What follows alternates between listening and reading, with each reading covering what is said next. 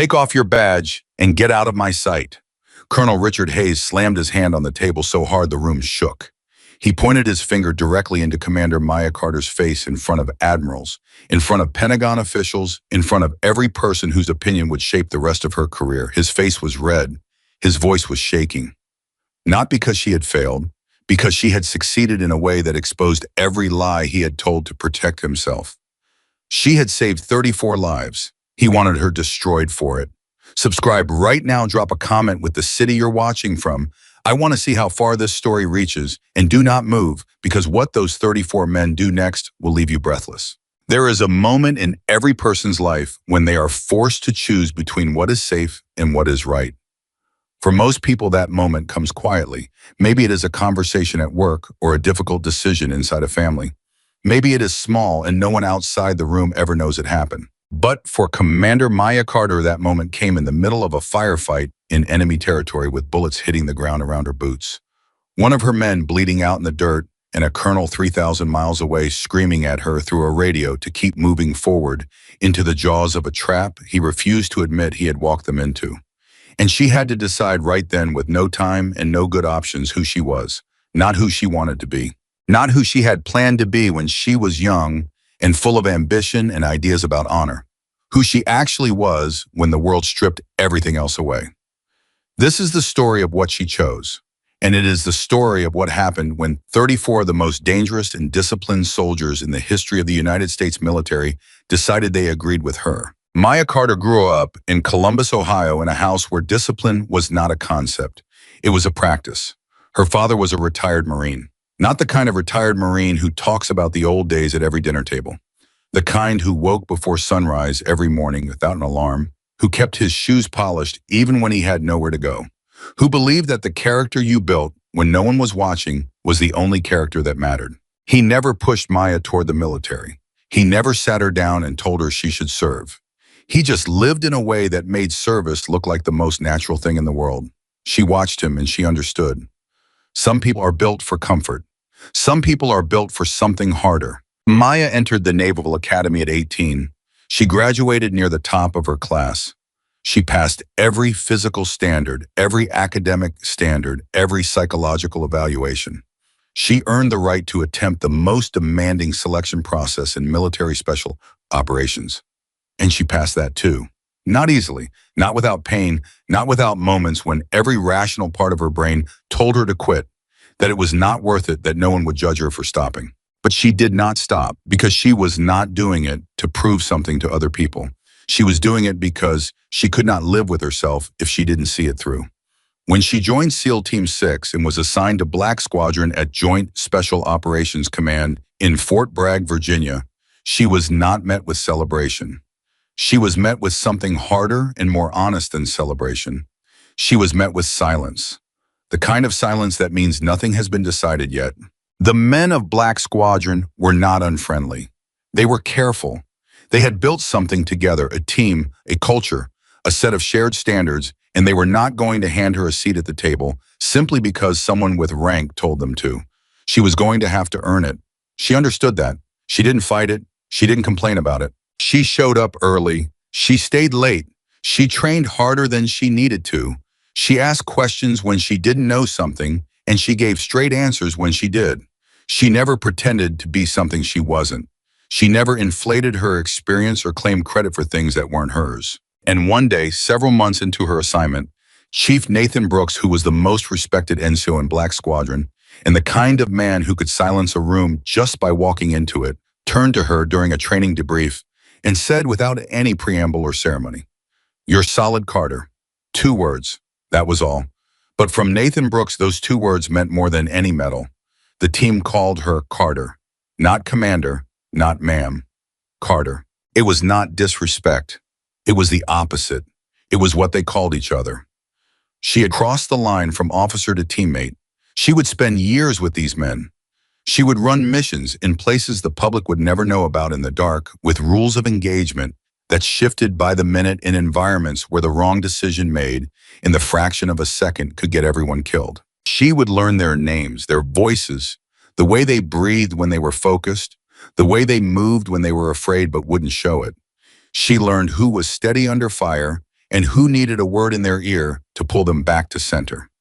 She learned who had kids waiting at home and who had no one, and she understood that both of those facts created weight a commander needed to respect. She became the officer who carried a wounded teammate through 3 floors of a collapsing building during a hostage rescue in North Africa. She became the commander who stayed at the last extraction point alone in the dark covering fire for a team that was moving too slowly to reach the helicopter, making sure every single one of them was off the ground before she stepped onto the aircraft herself. She was not a symbol.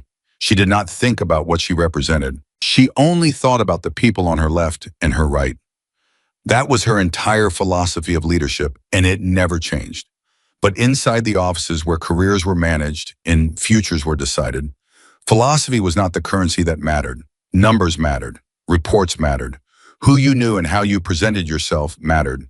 And in that world, Colonel Richard Hayes was exceptional. Hayes had been in the military for over 2 decades. He was intelligent, genuinely deeply intelligent, and no one who worked with him would deny that. He could read a strategic situation with speed and clarity. He understood logistics. He understood the political dimensions of military operations in a way that many pure combat leaders did not. But somewhere along the way, and no one could point to the exact moment his intelligence had turned inward. It had stopped serving the mission and started serving himself.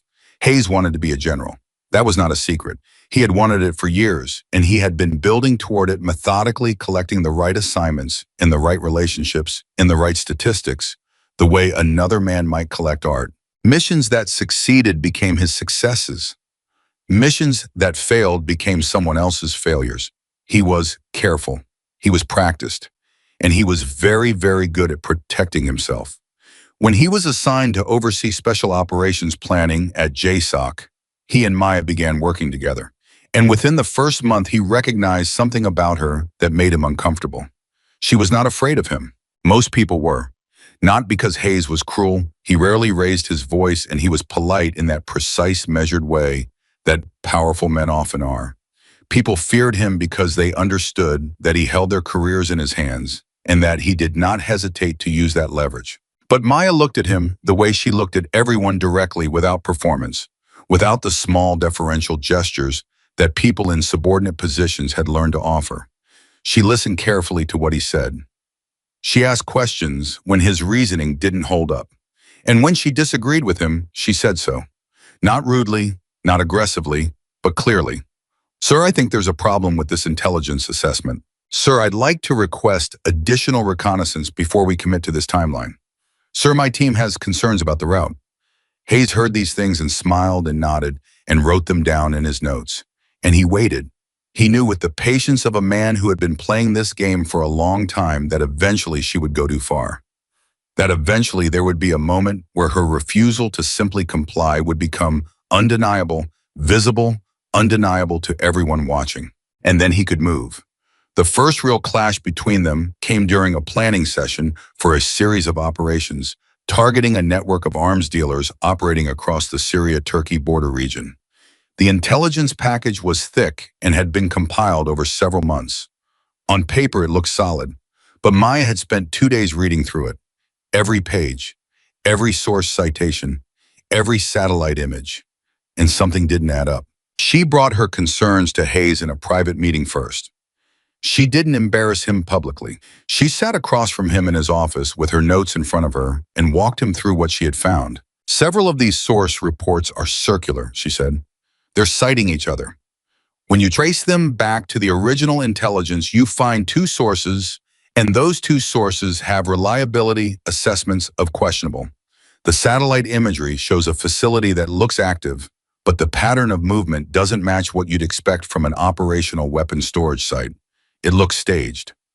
Hayes listened. He let her finish. Then he said, "Commander Carter, this intelligence package was compiled by professionals with far more experience in this region than either of us." "I understand that, sir." "Then trust the process." "I do trust the process. I'm asking us to run it again." He was quiet for a moment. "Your concern is noted," he said. "The mission planning continues." She left his office knowing that her concern had not been noted at all. It had been dismissed.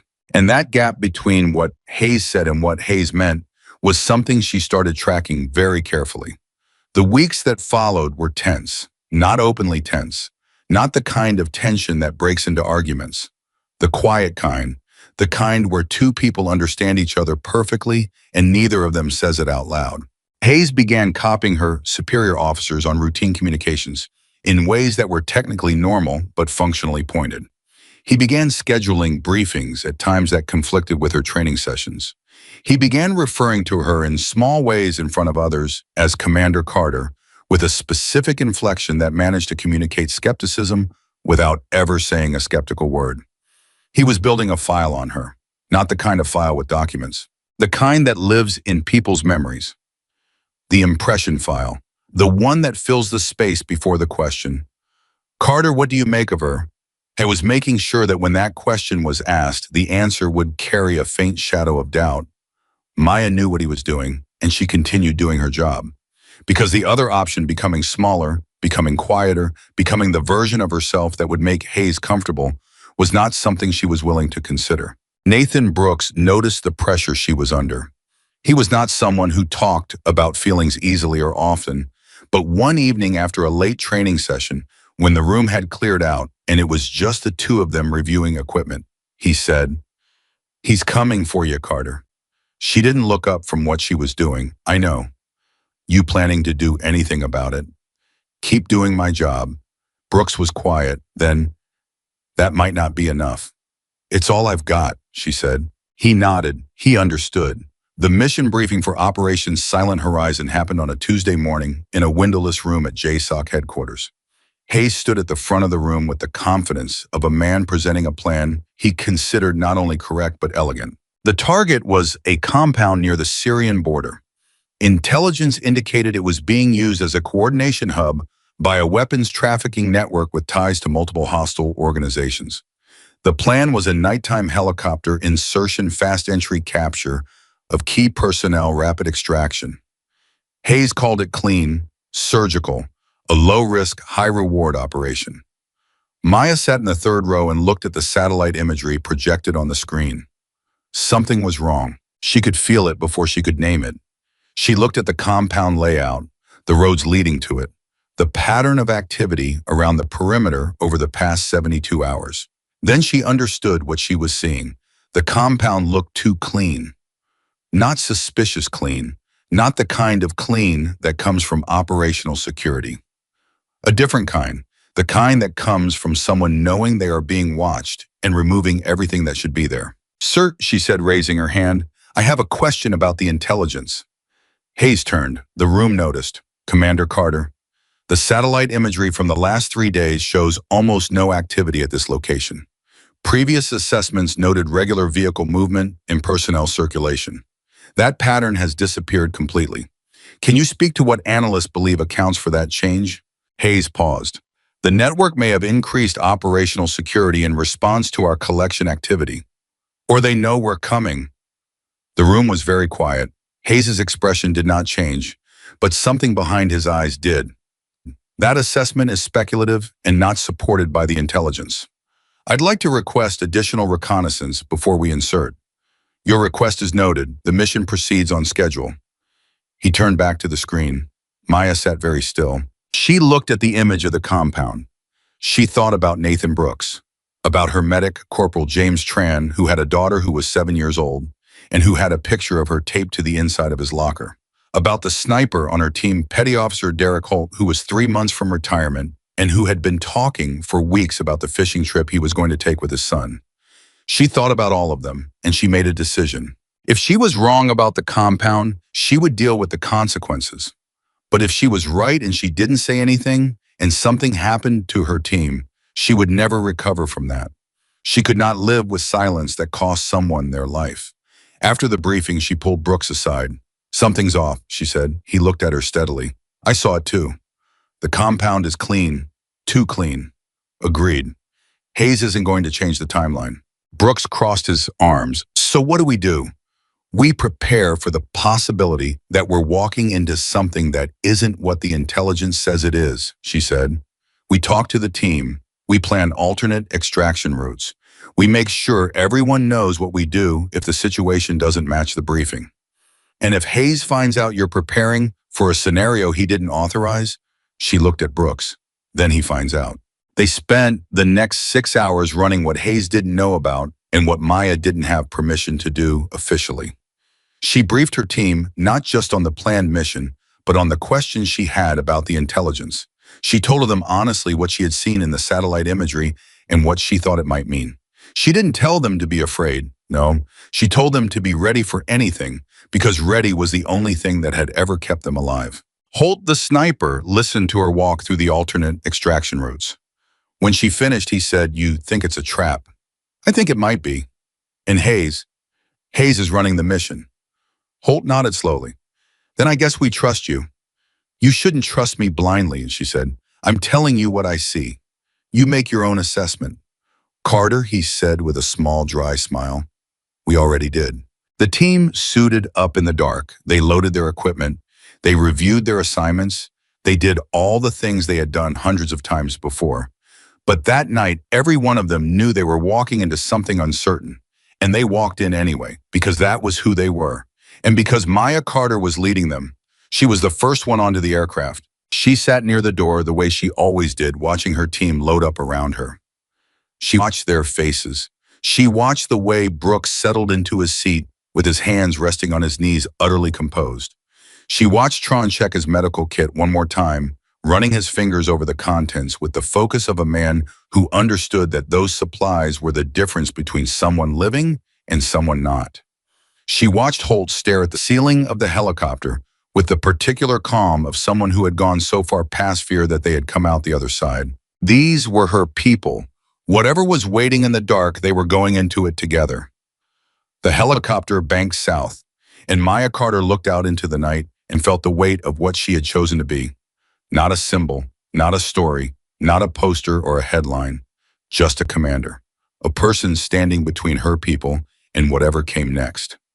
She tightened the strap on her kit, closed her eyes for exactly 3 seconds, and then opened them again. Ready. The aircraft crossed the border into darkness, and what was waiting for them in that darkness was exactly what Maya Carter had feared, and exactly what Colonel Richard Hayes had told everyone would not be there. The landing was clean, the insertion point was exactly where it was supposed to be. The team moved out in silence, spreading across the terrain in the practice patterns they had rehearsed so many times. The movements lived in their muscles rather than their minds. Brooks was on her left, Tran was behind her. Holt moved to the high ground without being told because he never needed to be told. The compound was 400 meters ahead. No lights, no movement, nothing. Maya moved forward and the silence pressed against her like something physical. She had operated in quiet environments before. She had worked in areas with no noise, no life, no sign of anything. But this was a different quality of quiet. This was the quiet of something holding its breath. She raised her fist. The team stopped. She stood very still and looked at the compound. And she felt with a certainty she could not explain in words, but could not dismiss that something inside that darkness was looking back at her. She reached for her radio. "Something is wrong," she said. "We need to..." The world came apart. The first explosion hit 30 meters to her left.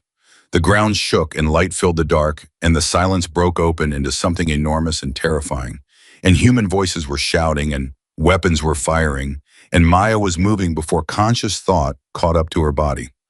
"Contact multiple positions," someone shouted. Gunfire was coming from 3 sides, from underground, from positions that had not been visible in any satellite image, because they had been constructed below the surface, hidden from every surveillance asset they had. The compound was a kill zone, and they were in the middle of it. Maya grabbed Brooks by the shoulder. "Casualties. Tran is hit. It's not good. Wilson has a leg wound. 2 others have minor injuries. Holt. He's in position. He's giving us cover. We need to move. Hayes is ordering us to push forward." She looked at Brooks. He looked at her. In that moment, in the middle of fire and noise and chaos, something passed between them that didn't need words. She reached for the radio, and what came through on the other end was the voice of a man 3,000 miles away who was not looking at what she was looking at and was not hearing what she was hearing and was making a decision that could kill every person around her. "Stay inside the compound," Hayes said. "Push forward. Secure the target." Maya stared at the radio in her hand. Tran was on the ground. She could hear him. She looked at the compound ahead. She looked at the three directions the gunfire was coming from. She did the math that Hayes was not doing, and she made her choice. There was no hesitation. There was no dramatic pause. There was only the clarity that comes when you know exactly who you are and exactly what you will and will not do. All units, she said into the radio, her voice completely level. We are aborting the mission. Move to alternate extraction point. Bravo. Do it now. The radio exploded. Hayes's voice came through, stripped of its usual polish, and what was underneath was not authority. It was panic dressed up as anger. Carter, you are disobeying a direct order. You will be court-martialed. You will lose everything. Do you understand me, everything?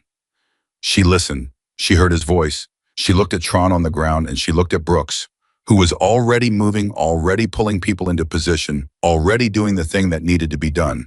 And she pressed the radio button one more time. Sir, she said, if following your order means sacrificing my entire team for a mistake you will not admit you made, then yes, I am refusing the order. Charge me when we get back. We are coming home. She dropped the radio and started moving, and her team moved with her, not because she ordered them, because they believed her. They fought their way out through terrain that should have been impossible to cross under fire. They moved in the patterns Maya had drilled with them. Holt gave them the cover he had positioned himself to give. Brooks held the left flank. Maya moved through them, checking every position, keeping every person visible in her mind, making sure no one fell behind. Tran was being carried by two operators. He was conscious barely. He said something through his pain that no one could quite hear, but that his teammates understood was directed at Maya, and she heard it and she said, I know, we've got you. Keep breathing. They made extraction point Bravo. The helicopter came in. Every member of Black Squadron got on it. Maya was the last. She stepped onto the aircraft and the helicopter lifted, and the darkness fell away below her, and she leaned back against the fuselage and closed her eyes. Around her, her team said nothing. There was nothing to say. They were alive. She had made them alive. And in the morning, she was going to face everything that came with that decision. But that was the morning. Right now in the dark in the aircraft with 34 people breathing around her, she was exactly where she was supposed to be. She did not feel like a hero. She felt like a commander. She felt like herself. And she knew that no matter what Richard Hayes did to her tomorrow, no matter what rank they took or what they accused her of or what they tried to make her into, they could not take the thing that actually mattered. Because the thing that actually mattered was 34 people on this helicopter. And she brought them home. Every single one. The helicopter touched down at 0347 in the morning. No fanfare. No welcome. No one standing on the tarmac to tell them they had done something remarkable. Just the sound of rotors slowing down and the smell of fuel and the particular exhaustion that comes not from physical effort, but from the kind of mental weight that settles into your bones when you have spent hours making decisions that other people's lives depended on. Maya was the last one off the aircraft. She always was. She stepped onto the ground and took one breath and then another, and she looked at her team moving around her. Some of them limping, some of them helping others, all of them alive. And she felt something she could not name and did not try to. Corporal James Tran was being moved to the medical facility on a stretcher. His color was wrong, his breathing was shallow, but he was breathing. Maya walked alongside the stretcher for 30 feet until the medics told her they needed space, and she stepped back and watched them carry him through the doors. She stood there for a moment after the doors closed. Chief Nathan Brooks appeared at her shoulder. He's going to make it, Brooks said. You don't know that. No, he said, but I believe it, and right now, that's what I've got. She turned and looked at him. His face was cut above the left eye. He hadn't mentioned it. He wasn't the kind of man who mentioned things like that. Hayes is going to move fast, she said. I know. He's going to have paperwork on this before the sun comes up. Probably already does, Brooks said. Man like that, he had the paperwork ready before we even boarded the aircraft. He just needed a reason to file it. Maya looked at the doors where Tran had disappeared. I gave him a reason. You gave him an excuse, Brooks said. There's a difference. A reason means you did something wrong. An excuse means he needed something to hide behind. She looked at him. He shrugged. I've been in this uniform for 22 years, Carter.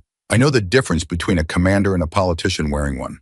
Hayes is the second kind, and the second kind always moves fast when they feel cornered. Maya nodded. She went to debrief her team.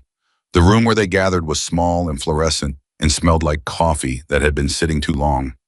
The operators came in one by one, dropping into chairs or leaning against walls, their gear still on, most of them, because taking it off felt like a decision they hadn't made yet. Maya stood at the front of the room and looked at them. Petty Officer Derek Holt sat in the back corner with his arms crossed and his eyes sharp the way they always were, like he was still watching an 800-meter field.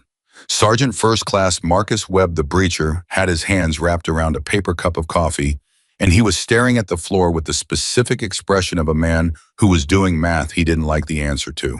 The others were scattered around them, quiet, waiting. "I want to say something before this becomes official," Maya said. Nobody moved. "What happened tonight was not your fault. The intelligence was wrong. The compound was prepared for us. Someone knew we were coming, and whoever knew that it was not anyone in this room." She paused. "I made a decision to abort. I made that decision because continuing the mission meant advancing into a prepared ambush with wounded personnel and insufficient ammunition. I would make that decision again." Silence. Then Holt said from the back of the room, "Carter." She looked at him. "We know why you made the call," he said. "We were there." "I know you were." "Then stop explaining it to us like we need convincing." She almost smiled. "Fair." Webb looked up from his coffee. "What happens now?" "Hayes files a report. It goes up the chain. There will be an inquiry. And you, I answer for my decision." Webb set down his cup. "We answer for our decisions too. We were there. We heard the same radio traffic you did." "This isn't your fight, Webb." "Carter." He looked at her steadily, and there was something in his face that was not anger and not sentiment, but something older and quieter than either. "With respect, you don't get to decide whose fight this is." She held his gaze for a moment. Then she nodded. "Go get some sleep," she said. "All of you. Whatever comes next, you need to be rested for it." They filed out slowly. Brooks was the last one. He stopped at the door. "Get some sleep yourself," he said. "I will." He looked at her like he didn't believe her. He was right not to. She sat in that room for another hour after everyone left. She sat in the quiet with a cup of coffee going cold in front of her, and she went through every decision she had made in the past 12 hours, not looking for errors, not second-guessing herself, but making sure she could account for every moment.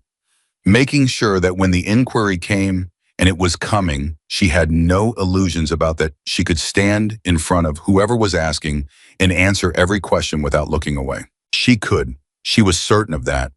What she was less certain about was whether it would matter, because Richard Hayes was not interested in the truth of what had happened. He was interested in the story he could build around what had happened.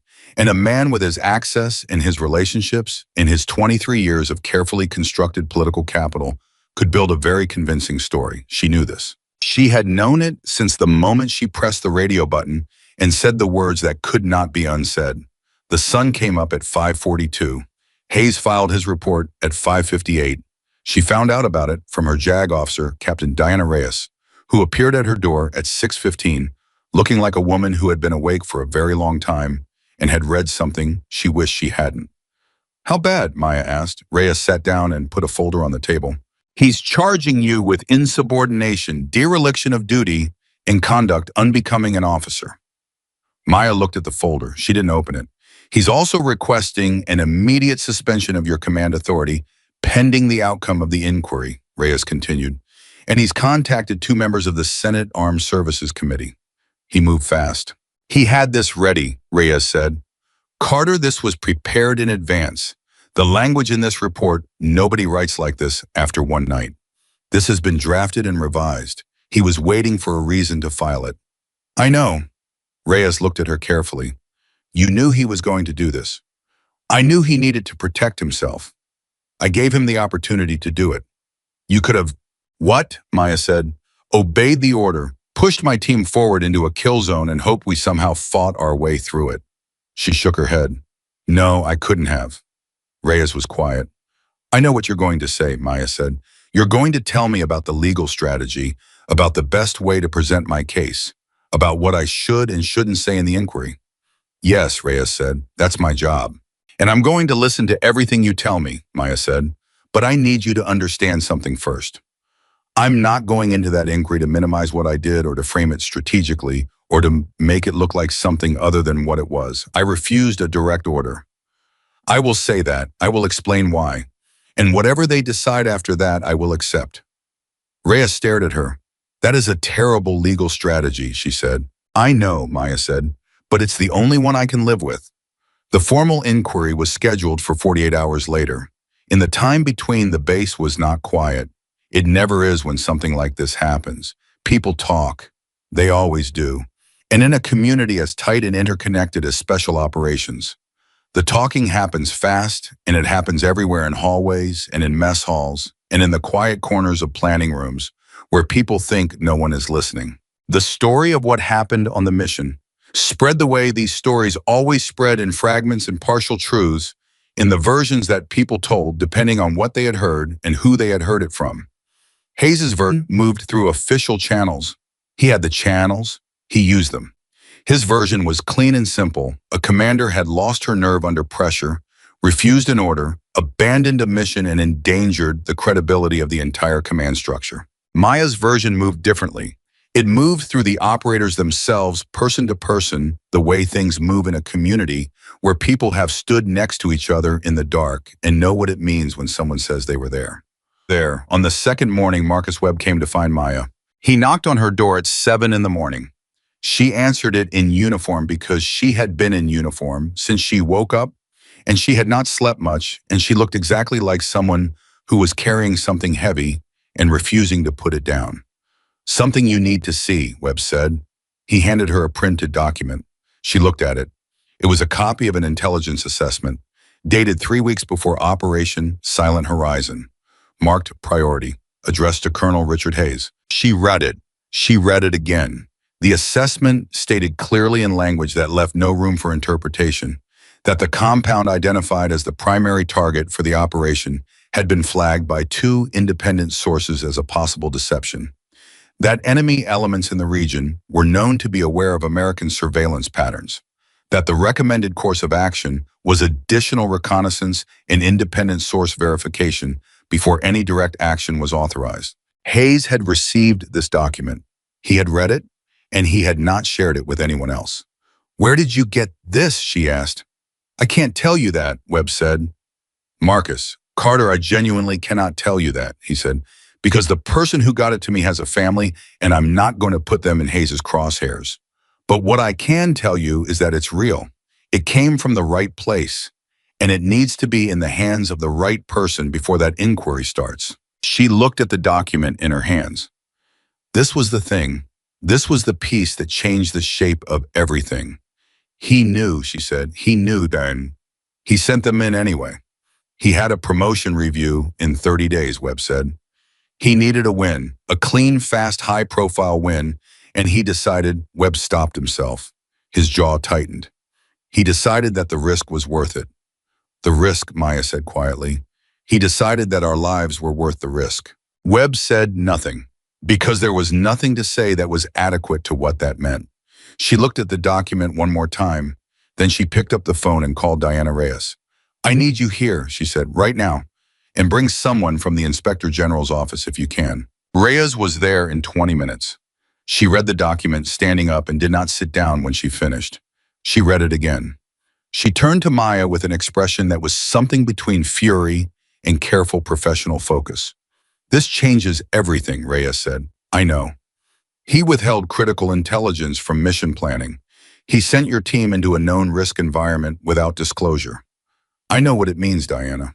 This isn't just about your inquiry anymore, Reyes said. This is criminal negligence. This is potentially... I know, Maya said again more quietly. I know what it is, and I know what it means for him. But right now I need you to focus on making sure that document is in the right hands through the right channels before Hayes has any opportunity to make it disappear. Reyes looked at her. You're protecting the process. I'm making sure it works the way it's supposed to, even after what he did to you. Because of what he did to my team, Maya said. This isn't about me. It was never about me. The document went to the Inspector General's office that afternoon. Hayes was not yet aware of it. He was in his office, Maya was told, reviewing the inquiry format with his own legal team. He had a carefully prepared presentation. He had witnesses lined up. He had 3 senior officers who were prepared to corroborate his account of the radio communications from the night of the mission. He had built his case well. He just didn't know about the document. Not yet. 40 hours after the mission, James Tran woke up. Maya found out from his lead surgeon at noon. She was in the middle of a preparation session with Reyes when her phone buzzed, and she looked at it and put it down and sat quietly for a moment. "Good news," Reyes asked. "Tran is awake." Reyes closed her folder. "Go," she said. "We're not done. We're done enough for now. Go." Maya went. The medical facility was 2 buildings over. She walked there fast and was buzzed through the door by a nurse who recognized her and waved her down the hall. Tran was in the second room on the left. He was pale. He had tubes in his arm and monitors tracking his vitals, and he looked like someone who had been through something serious and had come out the other side with the kind of tiredness that goes deeper than sleep can fix. But his eyes were open. And when Maya walked into the room, he looked at her, and something crossed his face that was not quite a smile, but was in the same family. "Commander," he said. His voice was rough. "Trana," she said. She pulled a chair to the edge of his bed and sat down. "How do you feel?" "Like I got shot," he said. "You did get shot?" "Yeah." He was quiet for a moment. "I knew you'd get us out." She looked at William. "When everything went sideways out there," he said. "I wasn't scared, not the way you'd think, because I knew you were going to make a call. I knew you were going to do the thing that kept us alive." He paused. "I've had commanders who I wasn't sure about, who I thought maybe when it came down to it, they'd make the wrong call. You were never one of those." Maya sat with that. "You've got a daughter," she said. "Emma, yeah. She needs to know her dad is okay." "Called her this morning," he said. "Well, my wife called her. I wasn't really in a state to hold a phone." He shifted carefully.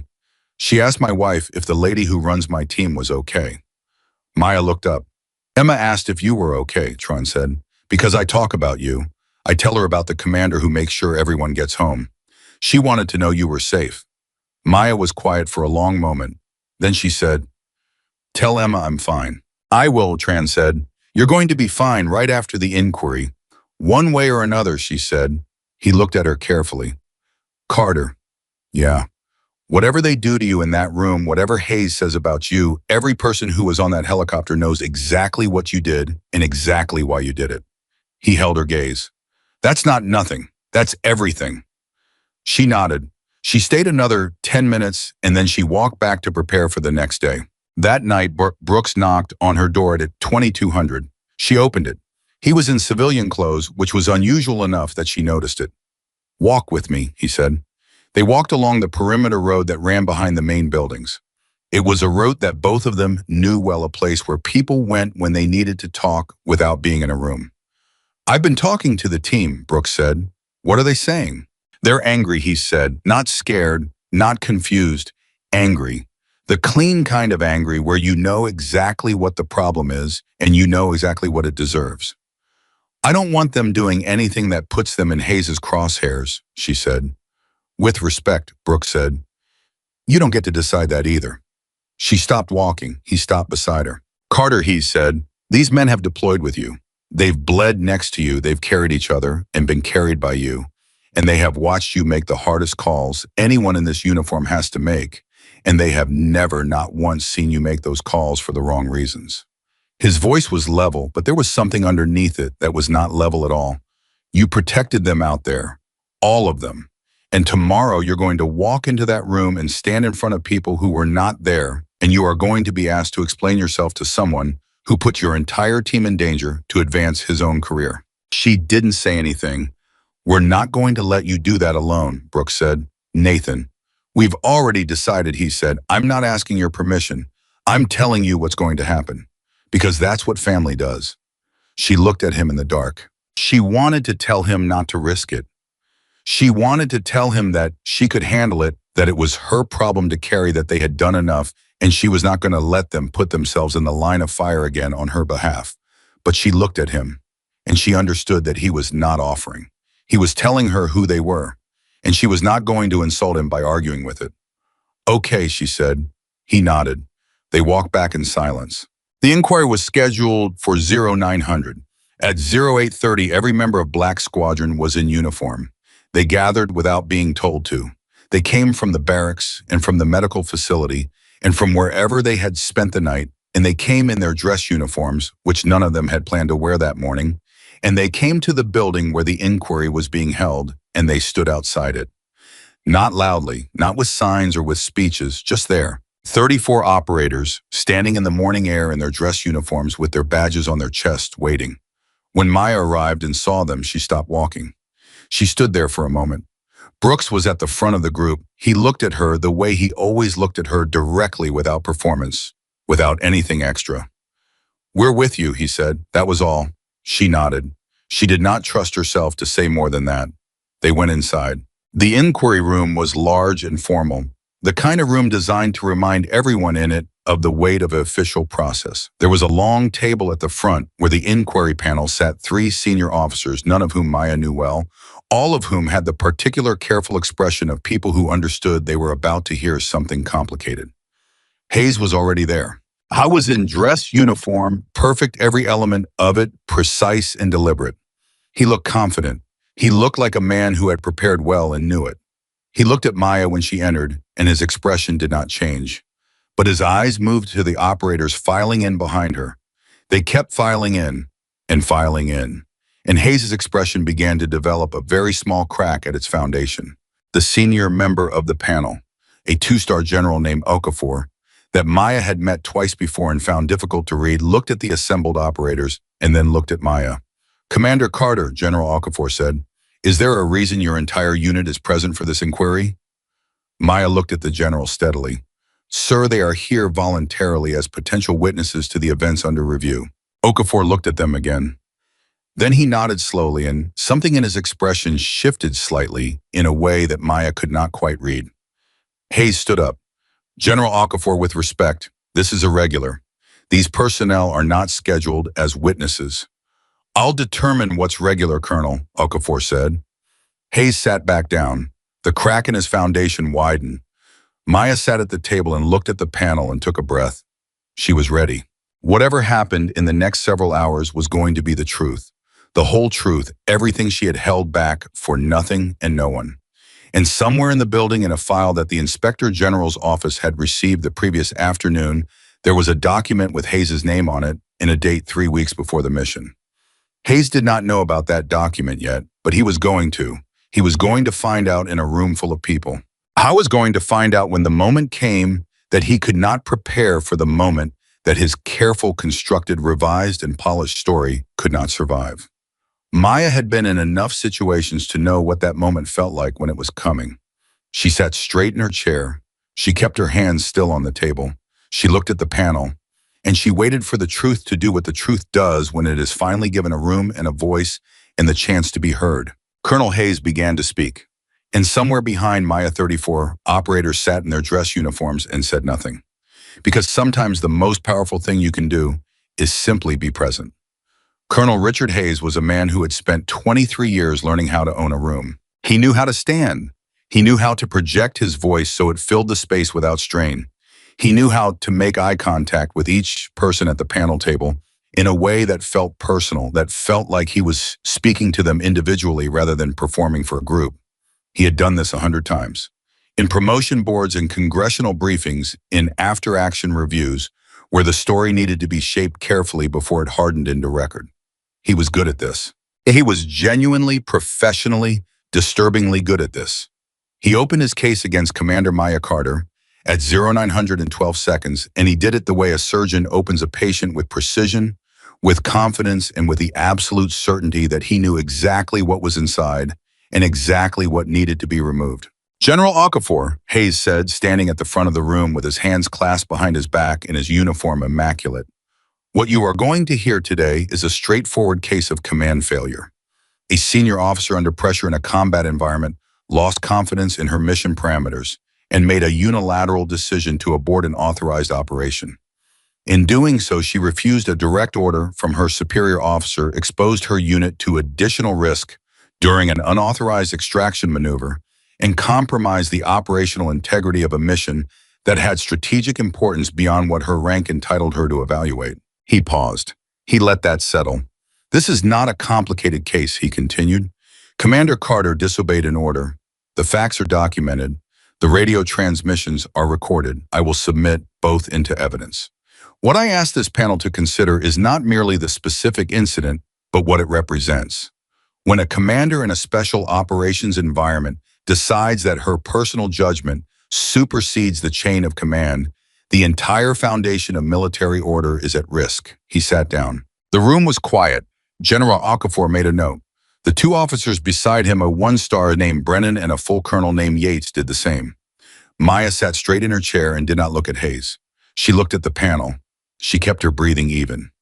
She had listened to every word he said, and she had noted the things he did not say, the gaps in his account that were as informative as what he included, and she was holding all of it in order ready. Okafor looked at her. Commander Carter, you'll have the opportunity to present your account in full. Before we proceed to that, I want to ask Colonel Hayes a direct question. He turned to Hayes. Colonel, in your assessment of Commander Carter's decision to abort the mission, was the unit taking casualties at the time of the order to push forward? Hayes did not hesitate. 2 personnel had sustained injuries, yes. However, in special operations environments, the presence of casualties does not automatically. Were those injuries life-threatening? A beat, small but there. 1 injury was assessed as serious. By whom was it assessed? By the unit's medical personnel. And you received that assessment in real time during the radio communications. I received information regarding casualties, yes. So you were aware, Okafor said evenly, that the unit had a critically wounded operator and your order was to push the assault forward. Hayes' jaw tightened almost imperceptibly. The strategic objective required. Thank you, Colonel, Okafor said. That's what I needed to know. It was a small moment. It lasted perhaps 15 seconds. But every person in that room felt the weight of it. The specific gravity of an experienced general asking a very careful question and getting an answer that said more than the person giving it intended. In the row behind Maya, Marcus Webb shifted in his seat. She felt it without looking. She felt the whole row shift slightly, the way 34 people can move almost simultaneously when they hear something that confirms what they already knew. Hayes felt it too, and that was the first crack that the room could see. Maya presented her account beginning at 0938. She stood at the front of the room and she did not use notes. She spoke in the clear, direct way she had always spoken, without embellishment and without deflection. She described the intelligence concerns she had raised prior to the mission. She described the satellite imagery that had troubled her and the specific request for additional reconnaissance that Hayes had denied. She described the insertion, the movement to the compound, the silence that preceded the ambush, and the nature of the attack when it came, the prepared positions, the coordinated fire, the evidence of a trap that had been set and waited for them with patience. She described James Tran going down. She described the radio call from Hayes ordering them forward. And she described her decision. I looked at my medic on the ground, she said. I looked at the direction the order was sending us. I looked at the fire coming from 3 prepared positions that were not in any intelligence assessment I had been provided. And I made the determination that advancing was not a tactical risk. It was a guaranteed loss of personnel. She paused. I am not in the habit of sending people to die for objectives that can no longer be achieved. That is not what I was trained to do. It is not what this uniform is for. Silence. Then Brennan, the one-star, leaned forward. Commander, you acknowledged in your own account that you were aware your decision constituted a refusal of a direct order. Yes, sir. And you made that decision anyway. Yes, sir. Walk me through the moment. Specifically, what were you thinking? Maya looked at him. I was thinking about Corporal Tran's daughter, she said. Her name is Emma. She's 7 years old. And I was thinking about what it would mean if I followed that order and he didn't come home to her. And then I was thinking about the 26 other people behind me who also had people waiting for them. She held Brennan's gaze. And I decided that Colonel Hayes' order was going to get them all killed. So I did not follow it. Brennan sat back. I didn't write anything down. He just looked at her with the expression of a man who had been in uniform long enough to know the difference between an officer who had failed and an officer who had made the hardest call available to her and made it correctly. Hayes stood up. General Okafor, with respect, the emotional framing of this account does not change. Sit down, Colonel, Okafor said. Hayes sat. Something changed in the room at that moment. It was not dramatic. It was not a sudden shift that anyone could point to and name precisely. But something in the balance of the space moved the way it does when everyone in a room arrives simultaneously at an understanding that has been building for a while. And the understanding is that one person's account is resonating and another person's is not. Maya saw it. She did not allow herself to feel anything about it yet. She kept her focus on the panel. Then Diana Reyes stood up. She had been sitting to Maya's left, and she had been quiet through the entire proceeding. And when she stood up, there was a quality of intention in her movement that made the room pay attention. General Okafor Reyes said, "I would like to submit additional evidence relevant to this inquiry." Hayes's head turned. "What evidence?" he said. He had not meant to say it out loud. It came out before he could stop it, and the fact that it came out the reflexive, uncontrolled question from a man who had spent the entire morning projecting total control was itself a piece of information. Reyes placed a folder on the table in front of General Okafor. "This is an intelligence assessment dated 22 days before Operation Silent Horizon," she said. "It was compiled by the Defense Intelligence Agency Regional Analysis Cell and transmitted to Colonel Hayes on the date indicated. The document identifies the compound designated as the primary target as a potential deception site based on independent source reporting and recommends additional reconnaissance and source verification prior to any direct action authorization." She let that land. "Colonel Hayes received this document," she continued. "He did not share it with mission planning personnel. He did not share it with Commander Carter. He did not include it in the intelligence package briefed to the assault team." The room did not make a sound. Okafor picked up the folder. He opened it. He read. He read slowly, carefully. The way a person reads something when they want to make sure they are understanding every word before they respond to it. Brennan leaned over and read alongside him. Yates did the same. Hayes was very still. Maya did not look at him. She was watching General Okafor's face, reading it the way she had learned to read terrain, looking for the details that told you what was actually there beneath the surface. What she saw in Okafor's face as he read was not anger. It was something colder and more deliberate than anger. It was the expression of a man who had given a long career to an institution he believed in and who was looking at evidence that someone had used that institution as a personal vehicle and who was now doing the arithmetic of what that meant and what had to happen next. Okafor set the folder down. He looked at Hayes. "Colonel," he said, "this document has your receipt confirmation on page 3, your name and your access code." This was opened and read. He kept his voice completely neutral. "Can you explain why this assessment was not included in the intelligence package for Operation Silent Horizon?"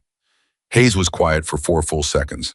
4 seconds is a long time when everyone in a room is waiting. "The assessment was evaluated as low-confidence speculation," Hayes said finally. "The sources cited were not Tier 1 verified. In my professional judgment, including it in the mission brief would have introduced unnecessary uncertainty into the operational planning. You made that determination alone. It was within my authority to do so. And you did not consult the commanding general, did not flag it for review, did not inform the mission commander. It was within my mom. I heard you the first time, Colonel." Okafor's voice had not risen. It had done something more effective. It had become very, very precise. "You are telling me that you received an intelligence document flagging your primary target as a possible enemy, deception, and you decided alone without consultation, without disclosure to anyone else in the command structure, that it was not worth mentioning to the people you were sending into that location." Hayes said nothing, because there was nothing to say. The truth was in the room now. It was not speculative, and it was not emotional, and it was not framed. It was in a folder with a receipt confirmation and a date and his access code, and it said exactly what it said, and there was no version of the story that made it mean something else. Maya heard someone exhale behind her. She thought it might have been Brooks, but she wasn't certain. She kept her eyes forward. Hayes straightened in his chair. When he spoke again, his voice had undergone a subtle transformation. The confidence was still there in its structure, in its shape, but something inside it had become hollow. Like a building whose walls are still standing, but whose foundation has given way. "General Okafor," he said, "I want to be clear about something. Whatever questions this document raises about my pre-mission decisions, the fact remains that Commander Carter refused a direct order in a combat environment. That is a matter of record. The two issues are separate." "They are not separate," Okafor said. They are the same issue. If the intelligence you withheld had been properly disclosed, the mission parameters would have been different. The order you gave would have been different. The situation Commander Carter was responding to might not have existed in the form it did. He paused. You cannot separate the order from the conditions that created the necessity for the decision to refuse it. Hayes opened his mouth. He closed it. He opened it again. And then something happened that Maya would remember for the rest of her life. Not because it was loud or dramatic or visually remarkable, but because it was something she had never seen before in 22 years of watching people under pressure. Richard Hayes had no more words. The man who had spent 23 years constructing himself out of words and performance and careful strategic presentations simply ran out. He sat in his chair in his perfect uniform, and he had nothing left to put in front of him. The panel called a recess at 10:47. During the recess, Maya sat in the hallway outside the inquiry room. Brooks came and sat beside her without asking. They didn't talk. There wasn't much to say. The document had done what the document needed to do. Now they waited to see what the institution did with it. Webb appeared from around the corner with 2 cups of coffee. He handed one to Maya without ceremony. You okay, he said. I'm okay, she said. Tran's asking for updates, Webb said. His wife texted me. Tell her it's going the right direction. Webb nodded. He went back to the others. Brooks said quietly, You knew about the document before the inquiry started. I had it yesterday afternoon. You sat on it overnight, so I made sure it went through proper channels, she said. The Inspector General's office, not leaked, not handed to someone informally, through the right process. Brooks was quiet. Most people in your position would have used it immediately, would have made sure Hayes knew you had it before he filed his report. Made him sweat. I didn't want him to sweat, Maya said. I wanted the truth to be on record. Brooks looked at her with the expression he got sometimes when she said something that reminded him of exactly why he had placed his trust in her. Yeah, he said, that's why. The recess lasted 31 minutes. When the panel reconvened, General Okafor did not waste time. Colonel Hayes, he said, this panel is formally referring the intelligence disclosure question to the Inspector General's office for full review. That process will proceed separately from and in addition to this inquiry. He let that register. With respect to the conduct of Commander Carter, this panel has reviewed the radio transcripts, the mission timeline, the casualty assessments, and the intelligence documents submitted into evidence this morning. We have heard testimony from both parties. He looked at Maya.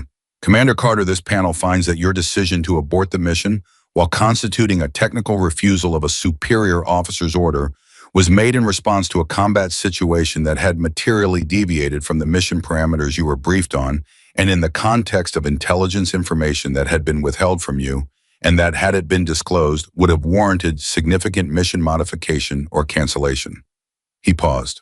This panel does not find grounds to sustain charges of insubordination, dereliction of duty, or conduct unbecoming.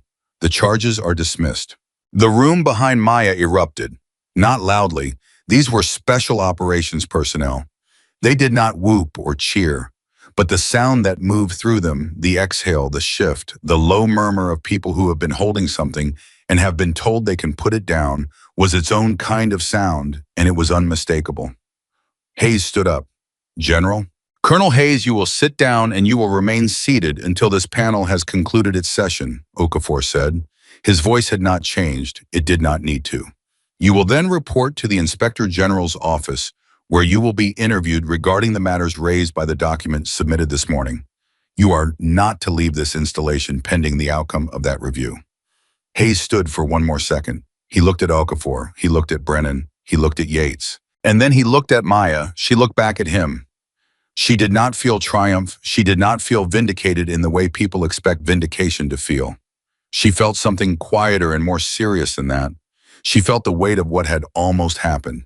She felt a particular heaviness that comes when you understand how close the edge was and how many people were standing on it. Hayes sat down. Okafor looked at Maya. Commander Carter, your command authority is reinstated effective immediately. You are dismissed. She stood. She straightened her uniform. She turned and walked toward the door. And Hayes from behind her said something. He said it quietly, not for the room, not performing, but she heard it. She would always wonder later whether he meant for her to. You should have just followed the order, he said. She stopped. She turned and looked at him across the room.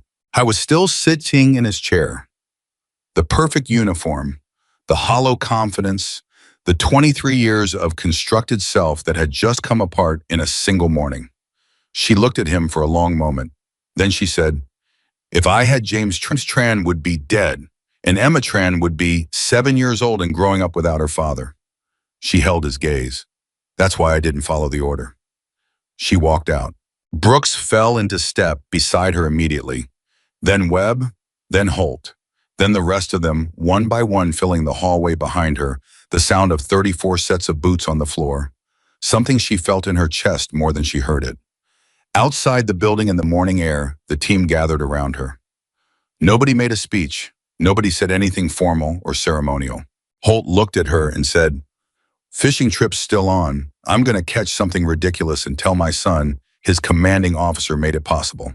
Several of the operators laughed. The real kind of laugh, the involuntary kind, the kind that comes when the pressure finally releases and the body needs somewhere to put it. Maya looked at all of them.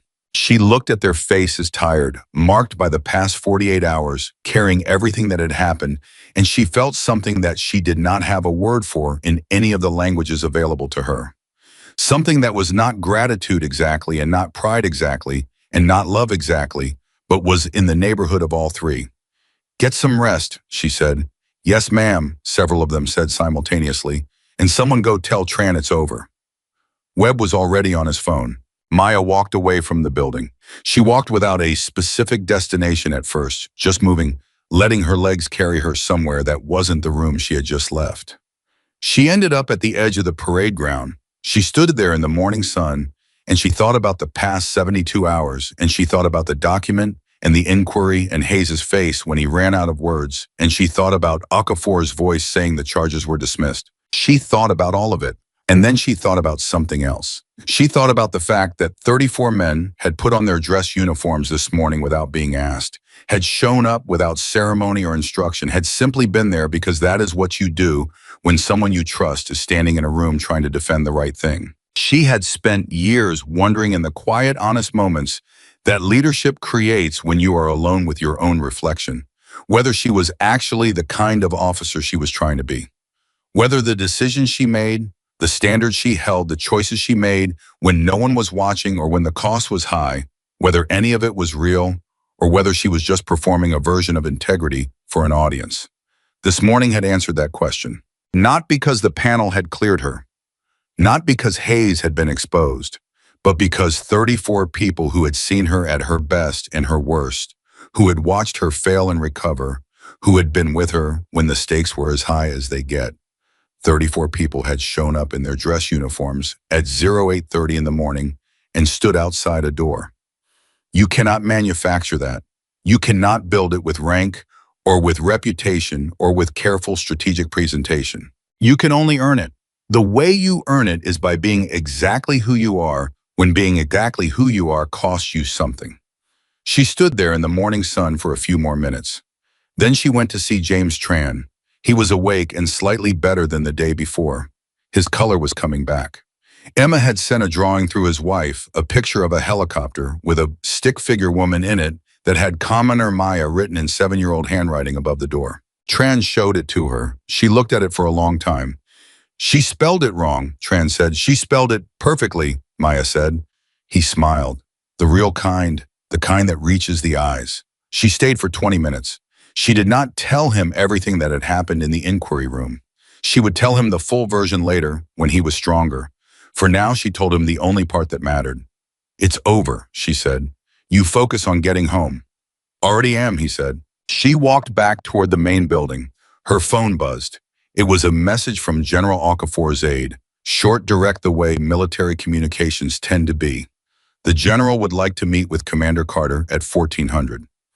She looked at the message. She wrote back, confirmed. She put the phone in her pocket. She did not know yet what Admiral Walker was going to say to her when she sat down in that office. She did not know what the Inspector General's review of Hayes was going to uncover, or how far up the chain the questions would go, or what the next chapter of her career was going to look like.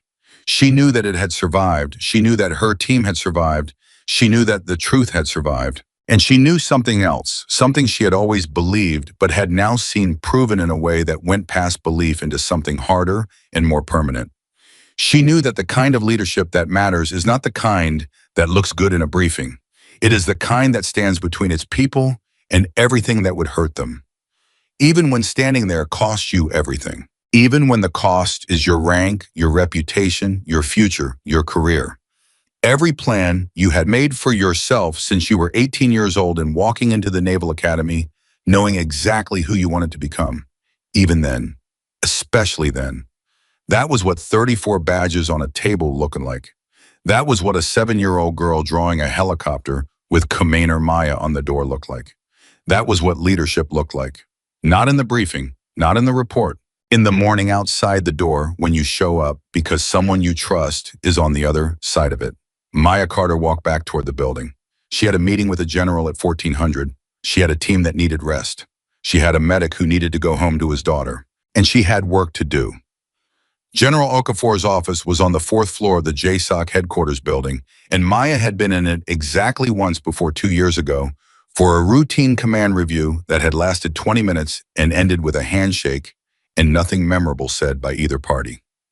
This was not going to be that kind of meeting. She arrived at 13:58, 2 minutes early, the way she always arrived everywhere because punctuality was one of those small disciplines that cost nothing and said everything about how seriously you took the moment you were walking into.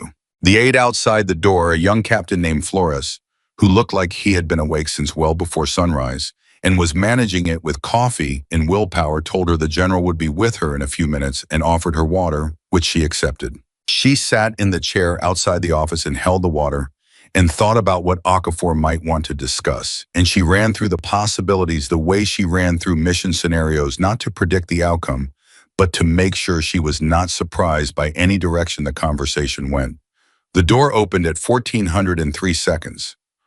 Okafor himself opened it, not Flores. The general opened his own door, which told her something she filed carefully away. "Commander Carter," he said, "come in." His office was the kind of office that reflected the man in it, not decorated for impression, but organized for function, everything in its place, nothing on the walls that wasn't earned, the kind of space that said, this person has been doing serious work for a long time and does not need the room to announce it. He gestured to the chair across from his desk and sat down himself and looked at her with the sin she had noticed in the inquiry room, the kind that meant he was not performing listening. He was actually doing it. "How are you?" he asked. The question surprised her slightly. Not because it was inappropriate, but because it was direct in a way she hadn't expected from a 2-star general opening a meeting. "I'm standing, sir," she said. "That's more than I expected 48 hours ago." He nodded. He picked up a pen and turned it over in his fingers. Not writing with it, just holding it the way some people hold things when they're thinking. "I want to tell you something before we get into the formal part of this conversation," he said. "I've been in this uniform for 31 years. I have sat on a lot of inquiry panels. I have watched a lot of officers present their cases, defend their decisions, try to position themselves in the most favorable light available to them." He paused. "What I watched you do this morning was different." She waited.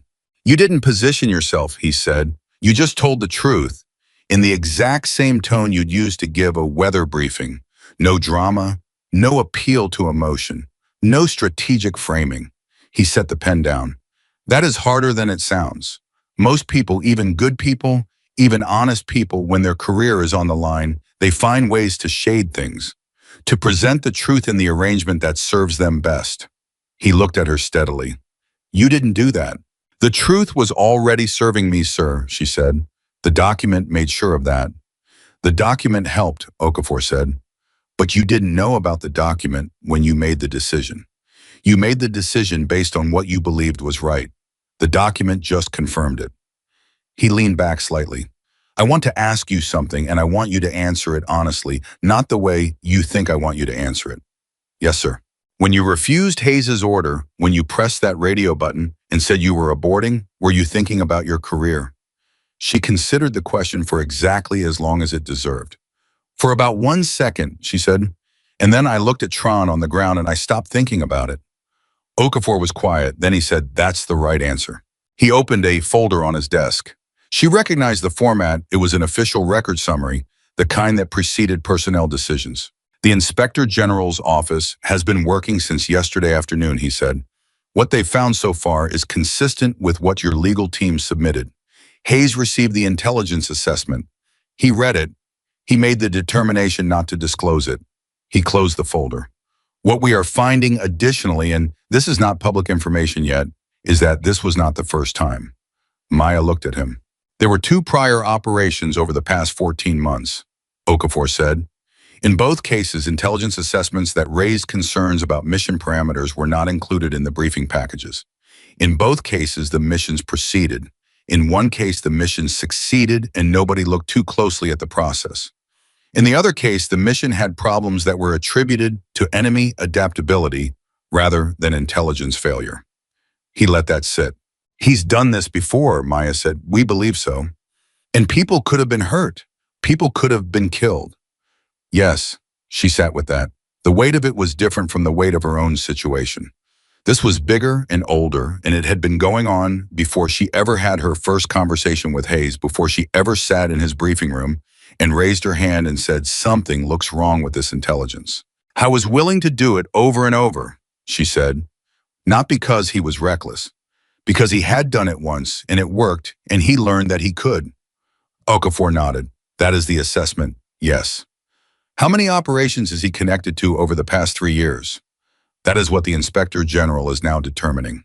She exhaled slowly. Sir, when does this become public? That depends on several factors. The IG process has its own timeline. There are congressional notifications required at certain thresholds. The JAG office is involved, he paused. It will become public. I can tell you that with certainty. The question is sequence and timing. And Hayes? Colonel Hayes has been formally suspended from all command and operational planning responsibilities, effective as of 1100 this morning, Okafor said. He is cooperating with the investigation. Whether that cooperation reflects genuine accountability or strategic self-preservation, I'll leave for the IG to determine. Maya nodded. She thought about Hayes sitting in the inquiry room with nothing left to say. She thought about the version of him she had first encountered, the polished, controlled, strategically precise man who had spent 2 decades building something that looked like a career and was actually a costume. She thought about what it must take to maintain that for that long. The constant calculation, the permanent management of other people's perceptions, the exhausting work of never being simply honestly who you are. She did not feel sorry for him, but she understood in the way that understanding sometimes comes when you least want it, how a person becomes what Hayes had become. One small compromise at a time, one intelligence report set aside, one warning not forwarded, each individual decision small enough to rationalize until the rationalizations pile up into something that cannot be called anything other than what it is. Commander Carter, Okafor said, pulling her back. Sir, there is something else I need to discuss with you. He opened a different folder. Prior to this inquiry, 2 members of the Senate Armed Services Committee received communications from Hayes's office suggesting that the events of Operation Silent Horizon represented a command failure that raised questions about the judgment of officers within Black Squadron's leadership structure. He looked at her directly. Those communications were designed to create a political dimension to this situation that would be more difficult to unwind than a standard inquiry. She went very still. He tried to bring Congress into this. He made contacts. Whether those contacts will pursue the matter is unclear. What is clear is that the intent was to create enough noise at the political level that even a favorable inquiry outcome would leave a shadow over your record. He paused. That is a level of premeditation that goes beyond self-protection, Commander. That is calculated retaliation. The room was very quiet. Maya processed what she was hearing. She processed it carefully the way she processed everything that had high stakes attached to it. Not quickly, not emotionally, but thoroughly turning it over and looking at each face of it. Hayes had not just tried to cover himself. He had tried to make sure that even if he lost the inquiry, she would carry the damage permanently. That even with her charges dismissed, there would be enough political murmur, enough carefully planted doubt that her record would carry a stain she could never fully remove. He had planned for losing, and he had arranged consequences for her that would survive his loss. "What happens to the Senate contacts?" she said. "My office is reaching out through the appropriate channels to provide the full factual record of this situation, including the intelligence document and the IG findings to date. The intent is to ensure that any member of Congress who received Hayes's communication also receives the complete context." He paused. "But I want you to understand something. Even with that, there will be people who have heard what Hayes said and will not fully hear the correction. That is the nature of this kind of action. The initial impression leaves a mark." She nodded slowly. "I understand. How are you with that?" She thought about it honestly. "I would rather have 34 people O'Farrell and my name carry a shadow than have a clean record and bring a body home," she said. Oker looked at her for a long moment. "That," he said, "is exactly the right answer." Again, he closed both folders. "I want to tell you what I see when I look at your record," he said. "And I want you to hear it, not dismiss it, which I suspect will be your instinct." He leaned forward slightly. "You are one of the most naturally effective combat commanders in this command. Not because of your physical abilities, though those are not in question, but because of the way your people respond to you. That is not something you can teach. It is not something that shows up in an evaluation form. It shows up in the way 34 operators came to work this morning in their dress uniforms without being ordered to." She looked at the desk. "Look at me, Commander." She looked at him. "That matters," he said. "It matters more than most things we measure in this business. And I want to make sure it is not lost in the noise of what Hayes tried to do." "Sir," she said carefully, "what is it you're telling me?" "I'm telling you that your career is intact," he said. "I'm telling you that what you did both on the mission and in this inquiry reflects exactly the kind of judgment this command needs at leadership levels." He paused. "And I'm telling you that there are going to be conversations in the coming weeks about what the right next step for your service looks like. I want you to be prepared for that." She held very still. "What kind of conversations?" she said. "The kind that happen when an institution realizes it needs to take stock of what it actually values versus what it says it values." He looked at her evenly. "You exposed a gap, Commander Carter, not intentionally, not for political purposes, not as a strategy, but you exposed it. And now some people are going to have to look at that gap and decide what to do about it." She nodded. She understood what he was saying without him saying all of it. She had spent enough time inside institutions to know how they worked, how change moved through them slowly in response to the moments that made the need for it impossible to ignore. She had become, without choosing, to one of those moments. "I have one more question for you," Okafor said.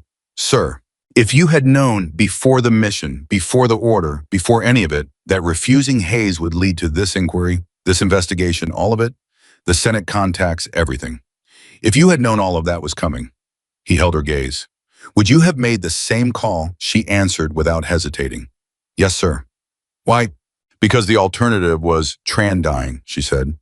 "And Webb, and Holt 3 months from retirement, and all the others. And I could not live in a world where I had the opportunity to prevent that and chose my career instead." She paused. "There's no version of that I could live with. So there was really only one option." Okafor nodded very slowly. "Dismissed, Commander," he said. "Get some rest. You've earned it." She stood, straightened her uniform, and walked to the door. She had her hand on the handle when he spoke again. "Carter," she turned. "What that team did this morning," he said, "in their dress uniforms, standing outside that door." Or he shook his head slightly, and for just a moment the general looked like something closer to a human being than a rank. "I've been doing this for 31 years. I've never seen anything quite like that." She held his gaze. "They're good people, sir," she said. She walked out. The hallway outside was empty. Flores had stepped away from his desk. The building had the afternoon quiet that settles into working spaces when the dramatic part of the day has passed and people have gone back to the 1,000 ordinary tasks that fill the hours between crises. Maya walked down the hall, and she did not rush and she did not slow down. She moved at the same pace she always moved, at the pace of a person who knows where she is going and why, and she let herself feel, just for these few minutes of empty hallway, what the past 72 hours had actually been. She let herself feel the exhaustion, The real kind, not the physical kind, the kind that comes from carrying the weight of other people's lives in your hands and not dropping it. She let herself feel the thing that had been sitting in her chest since the moment the panel cleared her. Not triumph, not relief exactly, but something more complicated than either something that was tangled up with the image of Hayes's face when he had nothing left to say, and with the sound of 34 boots in the hallway, and with Emma Tran's drawing of a helicopter, with Come Main or Maya written above the door. She let herself feel all of it for the length of that hallway. And then she walked outside and the air hit her and she put it away. The way she put things away carefully in the place where things go, when you have felt them properly and do not need to carry them in front of you anymore. Brooks was leaning against the wall outside. He was drinking coffee from a paper cup and looking at nothing in particular, which was the Nathan Brooks version of waiting for someone. He looked up when she came out. Well, he said. Career's intact, she said. Hayes is under IG investigation. He made contacts on the Hill before the inquiry tried to create political blowback. Brooks absorbed this. Of course he did. Okafor is managing it. And she looked at him. And he said there are going to be conversations about what the right next step looks like. Brooks was quiet for a moment. What does that mean? I think it means they're looking at the gap between what they say they value and what they actually do, she said, and figuring out what to do about it. With you. Near me, at least. Brooks finished his coffee. He crumpled the cup. He looked at her with the expression he used when he was being completely honest and not constructing anything for the listener's benefit. You okay with that, he said. Whatever comes next. The conversations, the attention, all of it. I wasn't trying to become a case study, she said. I know, but you did. Yeah. She looked past him for a moment. I'm okay with it. If something comes out of it that makes the next team safer, that makes the next commander less likely to sit in a briefing with incomplete intelligence and not know it, then I'm okay with it. Brooks nodded. What about you, she said. He looked at her. 22 years, she said. You've watched this institution from the inside for a long time. Does it actually change when something like this happens? Does it actually get better? He thought about it for longer than she expected. Brooks was not a man who answered questions carelessly. Sometimes, he said finally, not always, not automatically. It depends on whether the right people stay and the wrong people go. He paused. This time I think the right people stayed. She looked at him. He shrugged the way he did when he'd said something that meant more than he was comfortable performing. Come on, he said. The team is at the mess. They're waiting. She fell into step beside him. The mess hall was not full, but the section where Black Squadron had gathered had the particular quality of a space that has been through something together and is now sitting with it.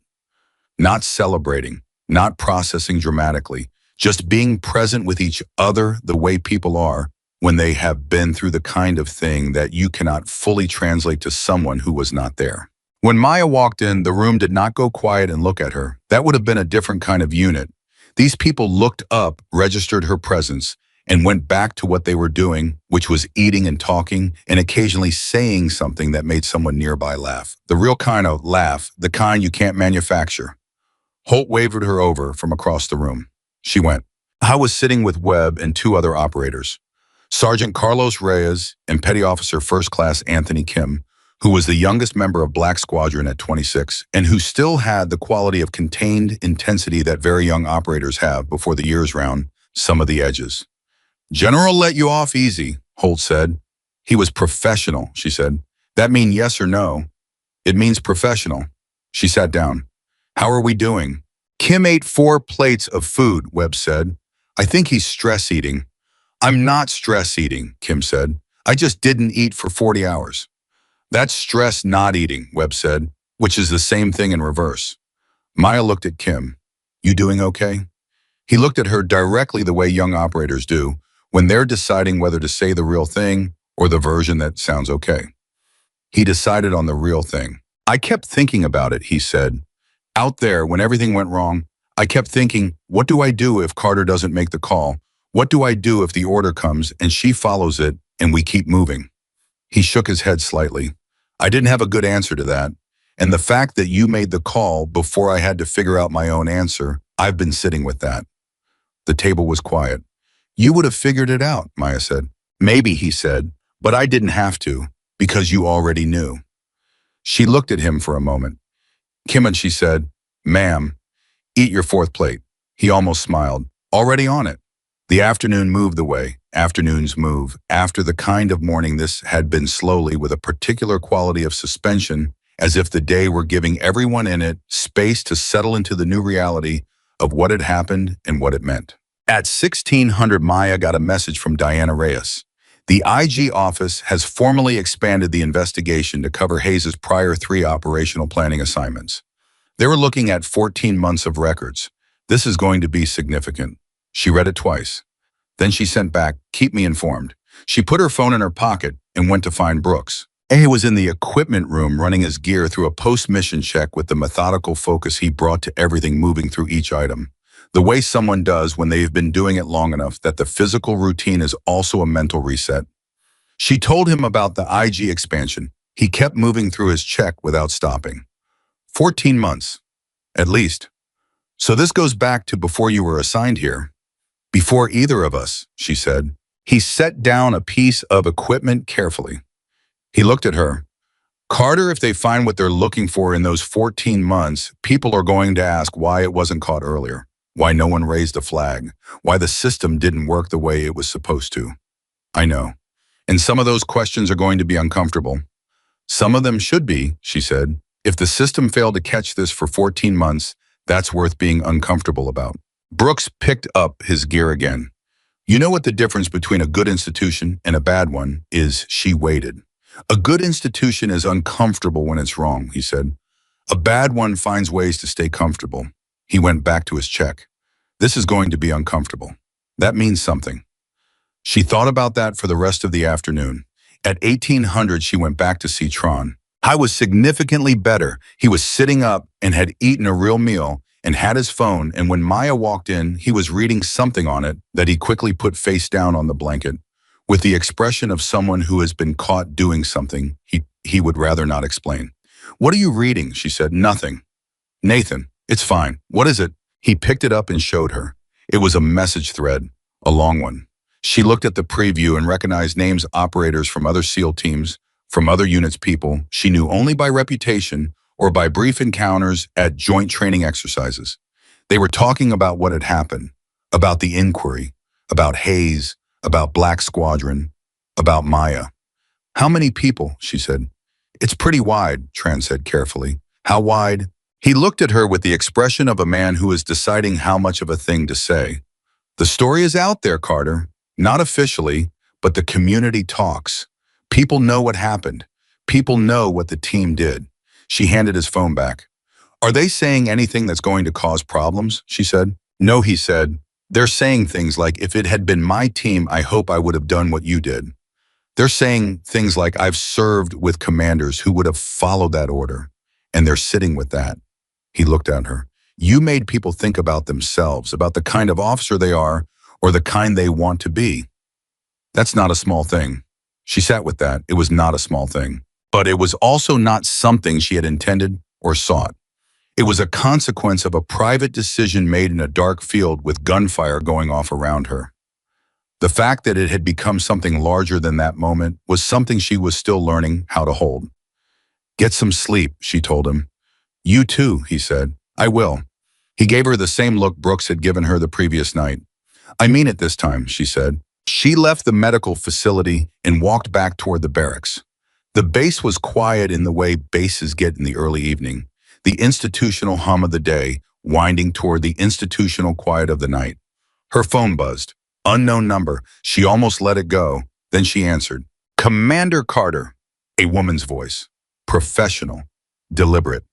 "My name is Catherine Marsh. I'm a senior investigator with the Senate Armed Services Committee. I apologize for the direct contact. I got your number through official JSOC channels with General Okafor's office." Maya stopped walking. "What can I do for you, Ms. Marsh?" she said. "I've been reviewing the communications we received from Colonel Hayes' office prior to the inquiry," Marsh said, "and I've subsequently reviewed the materials provided by General Okafor's office and the preliminary IG findings." A pause. "I want to be direct with you, Commander. We were given a significantly different picture by Colonel Hayes than what the evidence reflects." "I know," Maya said. I want you to know that the committee is aware of that discrepancy and is taking it seriously.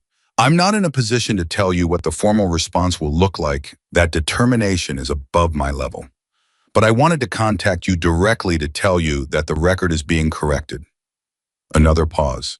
And to say that what I've read about what happened on that mission and what your team did afterward, it reflects the kind of leadership this committee wants to understand better. Maya stood in the evening quiet and processed what a senior Senate investigator had just said to her on the phone. "Thank you for telling me that," she said. "One more thing," Marsh said. "Off the record, Commander. Yes, there are people on this committee who have been asking for years whether the standards being applied inside Special Operations Command actually match the values the institution says it holds. Your situation has created an opening for a conversation that has been needed for a long time." A pause. "Some people are going to want to have that conversation with you directly. I want you to be prepared for that." It was the second time in one day that someone had told her to be prepared for conversations that were coming. She was beginning to understand that the 72 hours she had just lived through were not a crisis with a resolution. They were a beginning. "I understand," she said. "Good," Marsh said. "Take care of yourself, Commander." The call ended. Maya stood in the quiet and looked at the sky above the base, which had gone the particular deep blue of late evening, and she thought about the shape of what was coming. Not the next week, not the inquiry aftermath or the IG process or the Senate conversations. Those were all real and all coming, and she would deal with each of them as they arrived. She thought about something longer than that. She thought about the young operators like Kim who were watching what happened when you made the right call at a high cost. She thought about the junior officers across the command who were going to have to make calls of their own someday in the dark with insufficient information and a superior officer on the radio and a team behind them. She thought about what they were going to carry into those moments.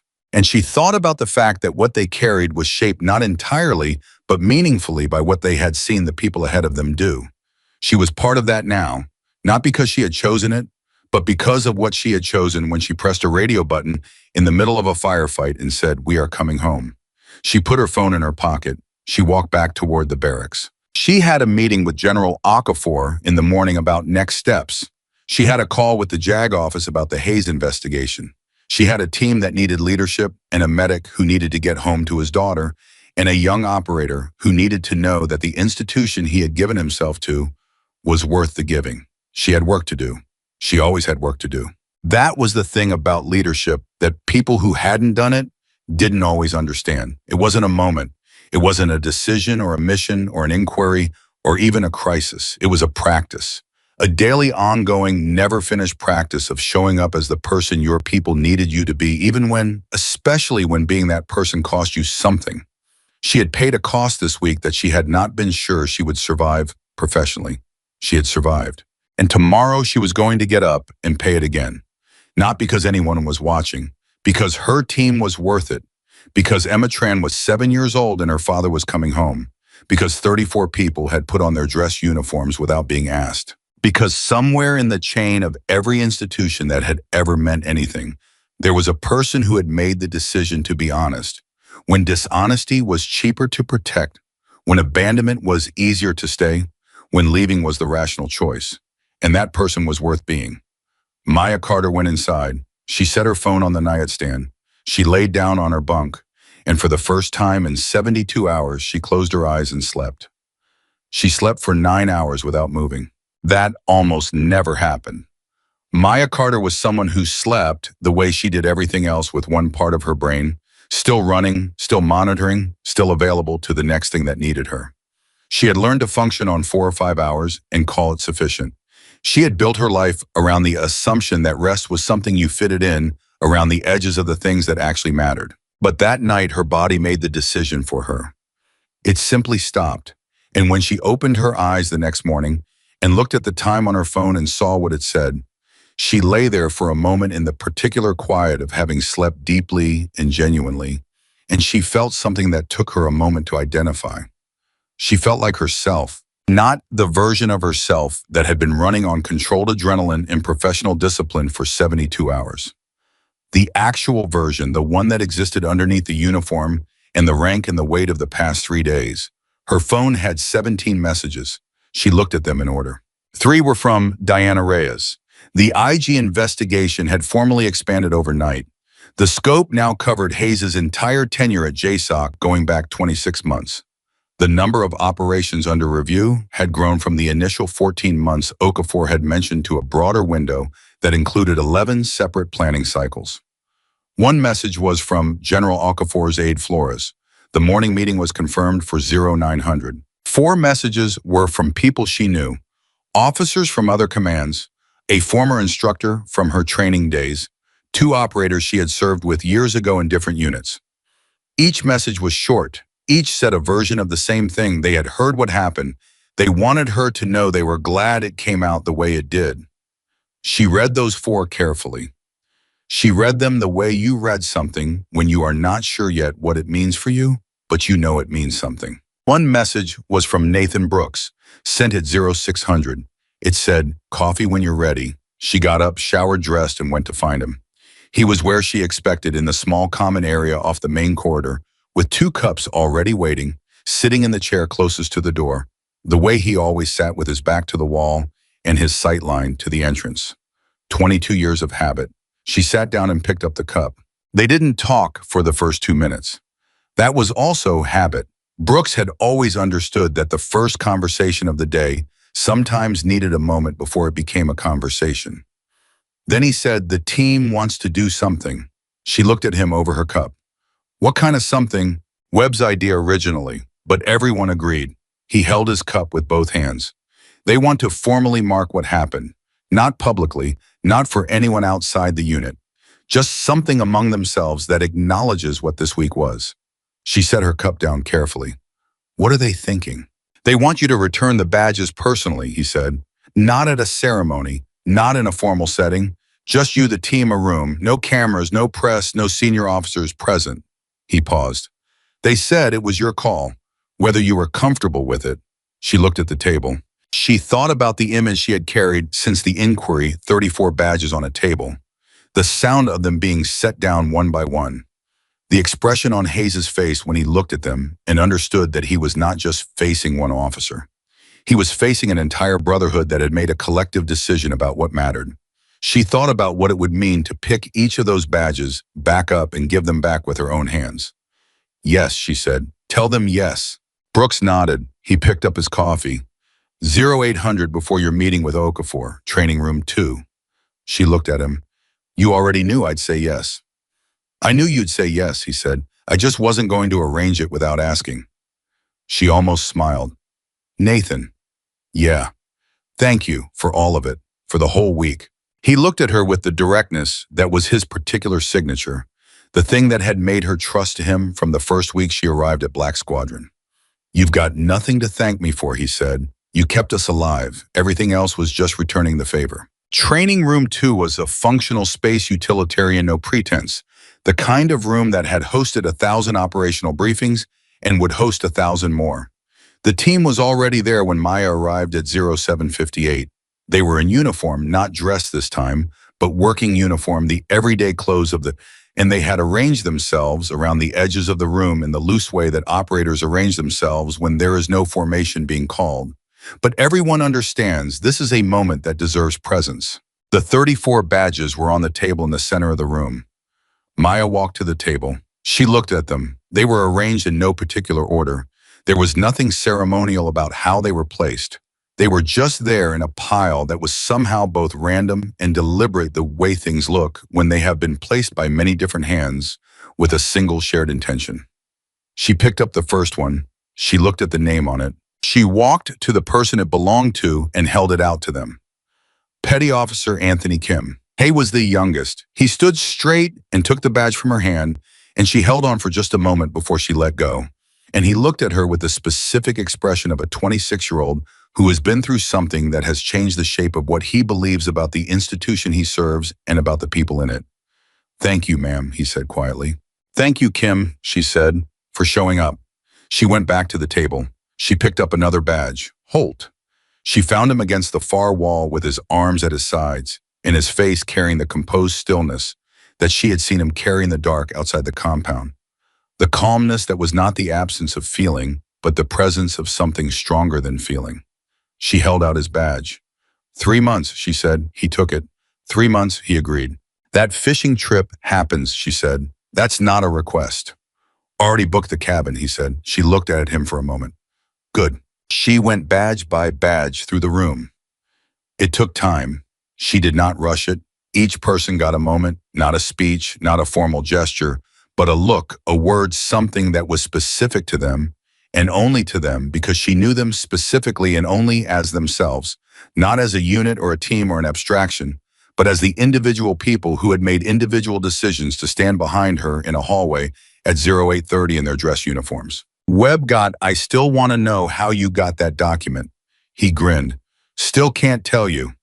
Marcus? Carter, I know, she said. I know. She pressed the badge into his hand and held it there for a beat. Thank you. His grin faded into something more serious and more honest. Any time, he said.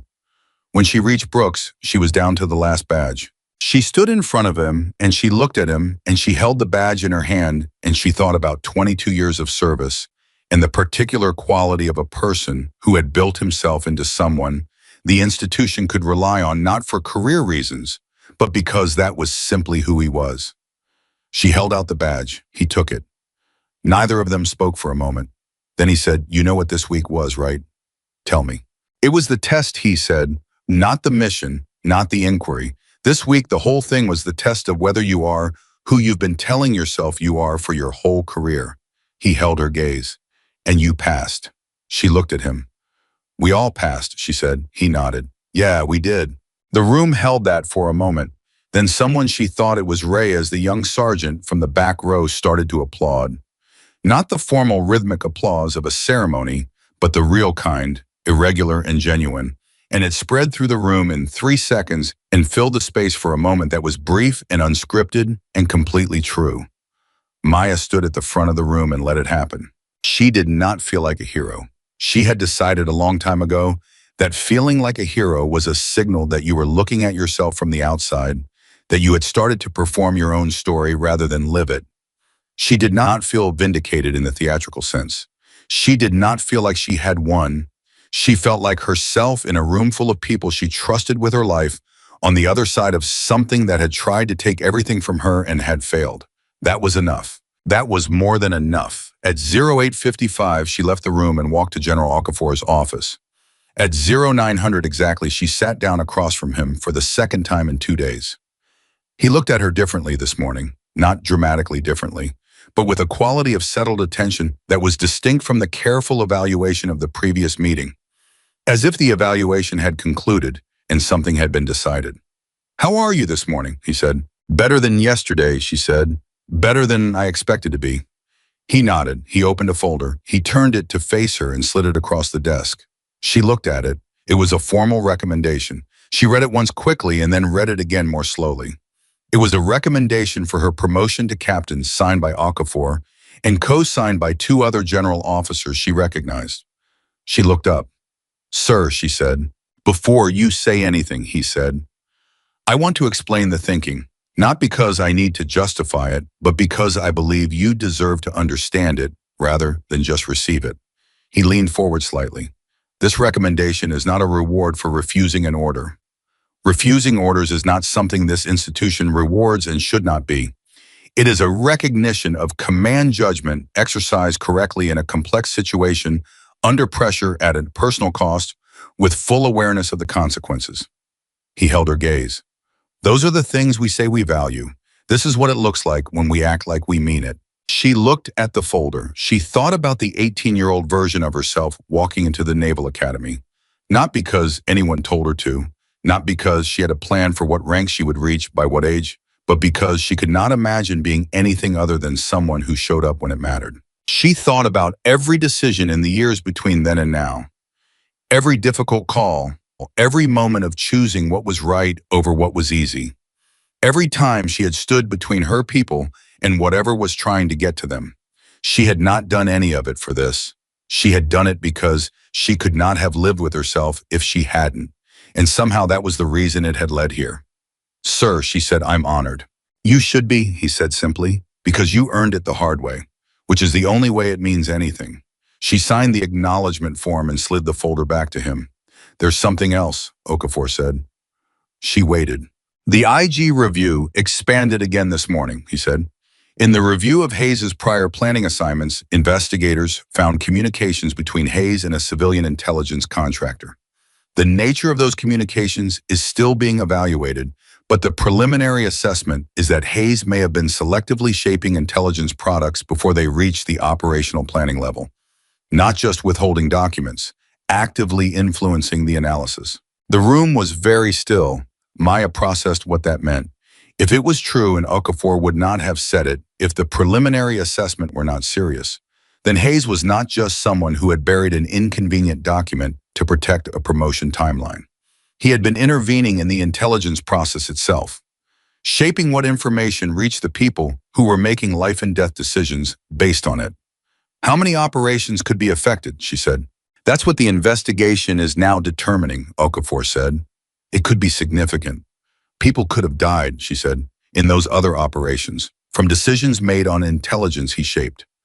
That is a possibility the investigation is taking seriously. She looked at the desk. She thought about what Marcus Webb had said he had done it once, and it worked, and he learned that he could. She had thought that applied to the single intelligence document. She had not imagined the scale of what he might have been doing.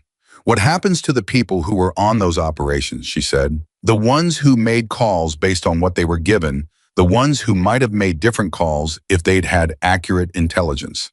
That's one of the reasons the investigation matters, Okafor said. If there are cases where operational decisions were adversely affected by compromised intelligence, those cases need to be re-examined. Decisions need to be reviewed in the context of what the commanders actually had access to. She nodded slowly. In Hayes. Hayes has legal representation. He is cooperating selectively. Okafor's voice carried a precise dryness on that last word. The process will go where it goes. She looked at the general directly. Do you think he believed he was doing the right thing at any point, or was it always purely self-serving? Okafor considered the question. I think he started by believing that his judgment was superior to the process, he said, that he knew better than the analysts, better than the committee review structure, better than the chain of disclosure requirements. And I think that belief over time became indistinguishable from self-interest, until he genuinely could not tell the difference between what was good for the mission and what was good for Richard Hayes. He paused. That is how this kind of corruption usually works. It rarely starts as cynical calculation. It starts as certainty. Maya sat with that. She thought about how certainty, the good kind, the kind that lets you press a radio button and abort a mission when every institutional instinct is screaming at you to comply, could become the bad kind. The kind that stops listening. The kind that stopped hearing the intelligence assessors and the reconnaissance requests and the raised hands in the briefing room. The difference, she thought, was not in the certainty itself. It was in what the certainty was anchored to. Hayes was certain of himself. She was certain of her people. That distinction was everything. Sir, she said, what happens now to the command, to the unit? What does the next phase look like? Black Squadron returns to operational status in approximately 3 weeks, pending the completion of individual clearance reviews related to the investigation. Okafor said, your command authority is fully intact and operational as of this morning's formalization. He paused. As for the broader command, there are going to be structural reviews of the intelligence integration process and special operations planning. Those reviews are going to result in changes, not cosmetic ones. Because of Silent Horizon.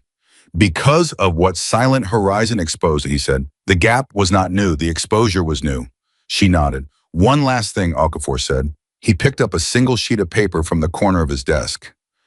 He looked at it for a moment, and something in his expression shifted very slightly, not softening exactly, but something behind his composure becoming briefly visible.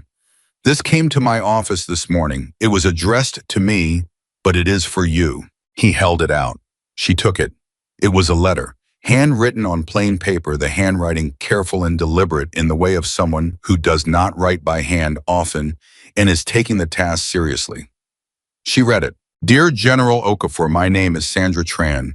My husband James is a corporal in Black Squadron. He came home because of Commander Carter. I don't know the right words for what I want to say. I've been trying to find them since James called me from the hospital.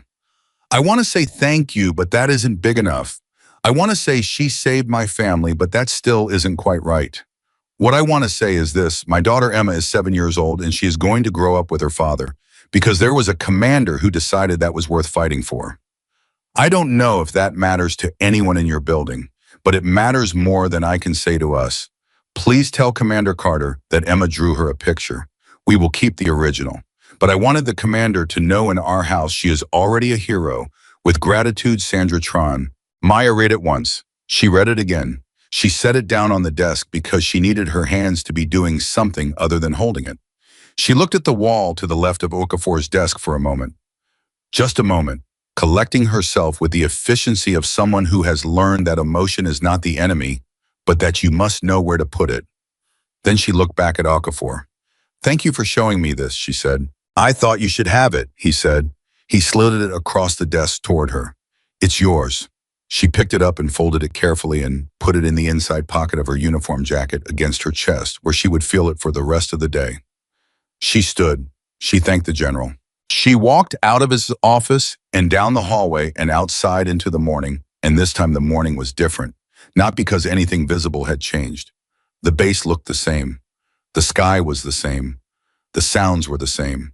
But she was carrying Sandra Tran's letter in her chest pocket, and she was carrying a promotion recommendation with Okafor's signature on it, and she was carrying the memory of 34 badges returned by her own hands, and she was carrying the particular knowledge that she had been tested at the deepest level available and had not broken. She walked to the medical facility. James Tran was sitting up fully when she arrived. His color was good. He looked like a man who had decided to get better and was making good on it. His wife Sandra was there. Maya had not expected that. She stopped in the doorway for a moment and looked at the two of them, Tran in the bed, Sandra in the chair beside him with her hand over his, and the particular quality of presence between two people who have come very close to losing each other and are still processing what it means that they didn't. Sandra looked up when Maya appeared. She stood up immediately. Commander Carter, she said. Mrs. Tran, Maya said. I'm sorry to interrupt. Please don't apologize, Sandra said. She crossed the room in 3 steps, and before Maya could say anything else, Sandra Tran put her arms around her. It was brief. It was unscripted. It was the kind of human moment that does not fit neatly into any category of military protocol or professional relationship. Maya held on for exactly as long as it lasted. When Sandra stepped back, her eyes were bright. She did not try to hide it. Emma wants to know if she can write to you, Sandra said. She can write to me, Maya said. Tell her I have the helicopter drawing. Tell her she got the spelling almost right. Sandra laughed. The real kind. She's been practicing since she sent it. Tran was watching this from the bed with the expression of a man who is exactly where he is supposed to be in the world. How are you, Maya asked him. Trying to get out of here in 4 days, he said. The doctor said maybe 5. I said 4. 5, Sandra said without looking away from Maya. 4, Tran said again. Listen to your doctor, Maya said. See, Sandra said, the commander agrees with me. I said listen to your doctor. I didn't say whether your doctor said 4 or 5. Tran looked at her. Carter. Get home when you're ready, she said. That's all that matters. She stayed for 15 minutes. When she left, Sandra walked her to the door of the facility and said quietly so that it was just between them, he talks about you all the time, about the kind of commander you are, about the fact that he trusts you. She looked at Maya directly. A man like James doesn't say that easily. I want you to know that it means something, that it has always meant something. Maya looked at her. He's a remarkable soldier, she said. You have a remarkable family. Because of people like you, Sandra said, because he comes home. Maya walked back across the base. She had 3 operational planning meetings in the afternoon. She had a call with the JAG office at 1400. She had personnel reviews for 2 junior operators who were up for advancement and who deserved her full attention and would get it. She had work. She had always had work. But between the medical facility and her office, she stopped. She stopped walking and stood still for a moment in the middle of the path. She thought about something Okafor had said the previous day, that she had exposed a gap between what the institution said it valued and what it actually did, that now people were going to have to look at that gap and decide what to do about it. She had been thinking about that since he said it, turning it over, examining it from different angles. What she had come to standing here in the morning with Sandra Tran's letter against her chest was this: the gap was not new. It had always been there. It would always be there in some form in every institution that had ever existed, because institutions are made of people and people are imperfect. And the distance between the values you announce and the values you practice is something that has to be closed actively, continuously, every single day by the people inside the institution who choose to close it. It closes one decision at a time, one radio call at a time, one refusal to follow an order that would kill your people, one willingness to stand in front of a panel and say, yes, I refused it and I would refuse it again. One document filed through proper channels. One letter from a wife who needed to say thank you in writing because the words were too important to leave unsaid. One commander, one team, 34 badges on a table. That was how it worked. That was how it had always worked. Not through grand reforms or sweeping institutional change, though those mattered too. Primarily through individual people in individual moments, making individual decisions to be the person the moment required. She thought about Kim, 26 years old, sitting across from her in the mess hall, telling her that he hadn't known what he would have done if she hadn't made the call first. Someday Kim was going to be the one making the call. I was going to be the one in the dark with insufficient information and a superior officer on the radio and a team behind him. And what he had seen this week was going to be part of what he carried into that moment. She could not control what he did with it, but she had given him something real to carry. That was what leadership actually was. Not the decisions that made the news. Not the moments that ended up in recommendations and promotion folders and Senate committee briefings. The transmission, the thing that passes from one person to the next, from one generation of operators to the next, the understanding demonstrated, rather than declared, that there is a way to do this job that holds the line between effectiveness and humanity, between mission accomplishment and moral accountability, between following orders and following your conscience. She had held that line. She walked into her office. She sat at her desk. She opened her first file of the day. 2 weeks later, Richard Hayes appeared before a formal military tribunal. The charges against him had expanded significantly from the original inquiry. The IG investigation had confirmed that he had actively participated in shaping intelligence products before they reached operational planning levels. 3 contractors had provided testimony. 2 former analysts had come forward with documentation. The picture that emerged was not of a single moment of self-serving judgment, but of a systematic practice of information control that had been building for years. Hayes entered a plea that his legal team had negotiated carefully. He did not go to trial. He accepted a reduction in rank forfeiture of a significant portion of his retirement benefits in a formal letter of censure that would be the permanent capstone of his military record. He left the service 60 days later in a ceremony that no one attended by choice, only by obligation. He made no public statement. Maya heard about the outcome from Diana Reyes, who sent a brief message at midday.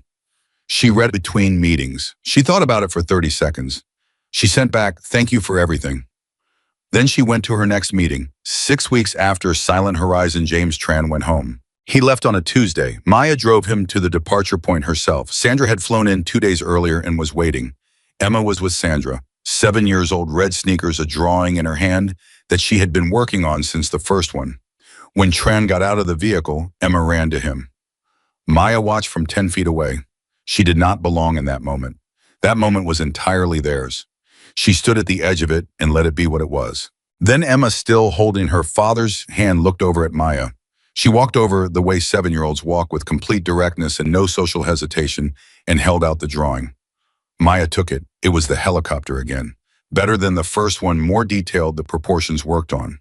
And in the door of the helicopter, a figure with a specific characteristic, a badge drawn carefully on the chest. Above the helicopter, in handwriting that was better than the first letter, but still recognizably a child's commander, Maya, spelled correctly this time. Maya looked at it for a long moment. Then she looked at Emma. "Thank you," she said. Emma looked at her with the directness that children have before the world teaches them to look away. "My dad says you always come home," she said. Maya looked at her. "That's the job," she said. Emma seemed satisfied with this.